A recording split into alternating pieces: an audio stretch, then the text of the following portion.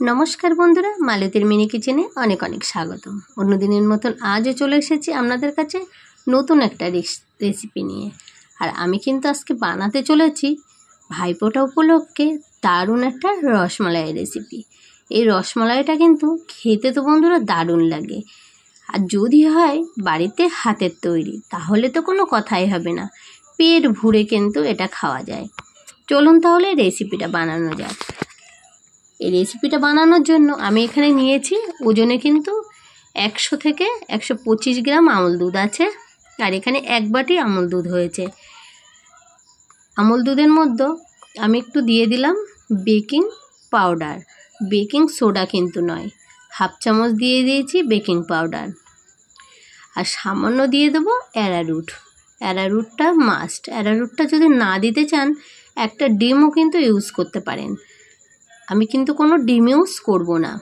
এর ভিতরে দিয়ে দিলাম 1 চামচ মতো বার্নিংয়ের জন্য একটু ময়দা। ময়দাটা কিন্তু 1 চামচই দিতে হবে। আর এখানে দিয়ে দেবো 1 চামচ মতন ঘি।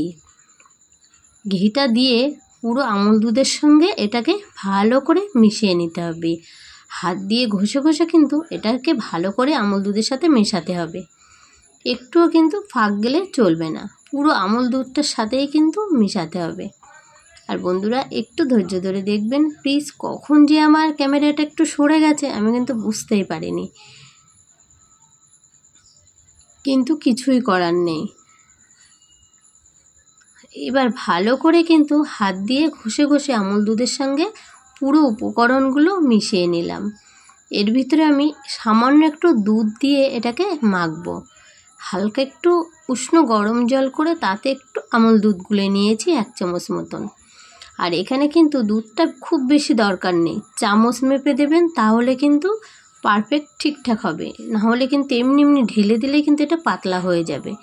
আমি এখানে সামান্য একটু দিয়েছি, 1 থেকে 1.5 চামচ হয়তো দুধ দিয়েছি, তাতেই দেখুন আমার কিন্তু পারফেক্ট হয়েছে। আর আমি কিন্তু আর বেশি দুধ দিইনি। দেখুন এইটুকানি দুধ দিয়ে কিন্তু পুরো আমুল দুধটা মাখা হয়ে গেল। আর এটাকে একটু হালকা করে চ্যাটচেটে ভাব করে কিন্তু মাখতে হবে।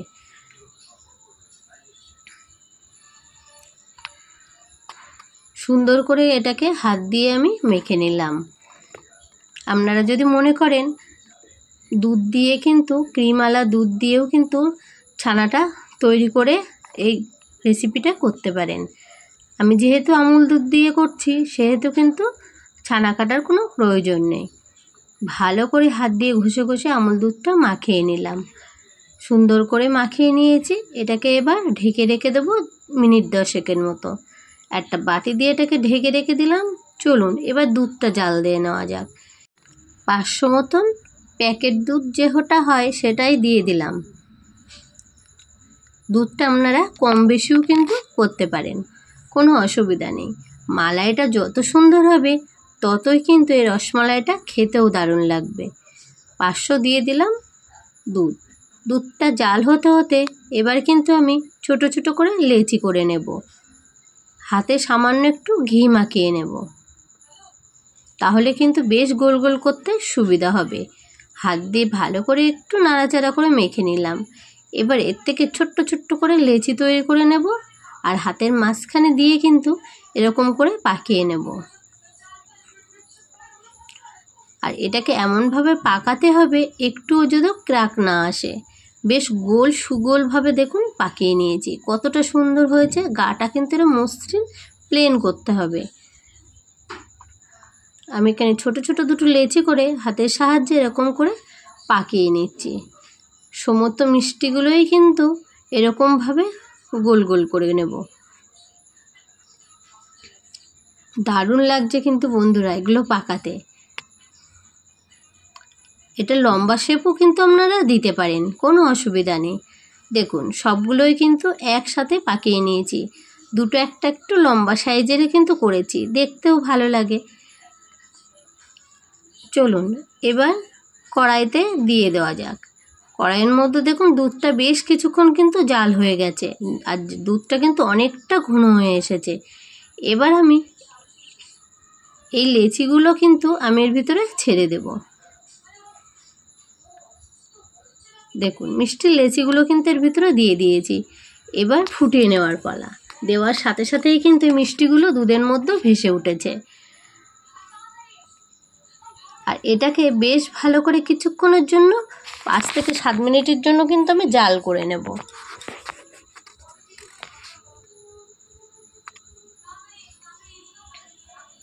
যতটা বেশি এটাকে ফোটাবেন, দুধটা ঘন হয়ে আসলে তত বেশি কিন্তু এটা খেতে দারুণ লাগবে। তা আমার এই রেসিপিগুলো যদি আপনাদের ভালো লেগে থাকে তা প্লিজ একটা লাইক, কমেন্ট, শেয়ার ও সাবস্ক্রাইব করতে ভুলবেন না।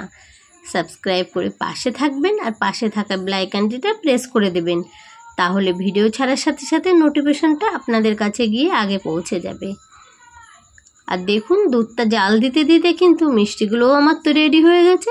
আর দুধটা কতটা ঘন হয়ে এসেছে, আর পাশে কিন্তু দুধের সরও পড়ে গেছে। এটাকে চামচের সাহায্যে এরকম করে এক জায়গায় করে দিতে হবে। আর সামান্য একটু কিন্তু চিনি দিয়ে দিলাম, একটু হালকা মিষ্টি ভাব আসার জন্য। খুব বেশি কিন্তু চিনি দিলে এটাকে ভাল লাগবে না। ঠিক রসমালাই যতটা মিষ্টি প্রয়োজন ততটুকুই কিন্তু আমি মিষ্টি দিয়ে দিলাম। আর সামান্য একটু কেশর ধাগাও কিন্তু আপনারা দিতে পারেন। আর যাদের কাছে কেশর থাকবে না তারা সামান্য একটু ফুড কালার দিলে কালারটাও দারুণ লাগবে, দেখতেও কিন্তু সুন্দর লাগবে। তা আমি একটু ফুড কালার দিয়ে দিয়েছি। আর দেখুন কতটা সুন্দর হয়েছে রসমালাইটা, খেতেও কিন্তু বেশ দারুণ লাগবে। তা আপনারাও ভাইফোঁটা উপলক্ষে ভাইদের জন্য এরকম মিষ্টি বাড়িতে বানিয়ে দেখতে পারেন। আশা করি আপনাদের অনেক অনেক ভালো লাগবে। আর এটাকে আপনাদের আর মেপে ওজন করে খেতে হবে না, যত ইচ্ছায় তত খেতে পারবেন। তো ঝটপট আপনারা বাড়িতে এমনভাবে বানিয়ে ফেলুন। আর ভিডিওটা যদি আপনাদের ভালো লেগে থাকে প্লিজ একটা লাইক করতে ভুলবেন না। আর দেখুন কতটা সুন্দর হয়েছে রসমালাইটা। একটু ঠান্ডা হয়ে গেলে কিন্তু এটাকে আরও দারুণ লাগবে খেতে। আপনারা একটু এটা ফ্রিজে রেখেও কিন্তু এটা খেতে পারবেন। আজকের মতন রেসিপি এই পর্যন্ত, নিয়ে আসছি একটা পরের রেসিপি।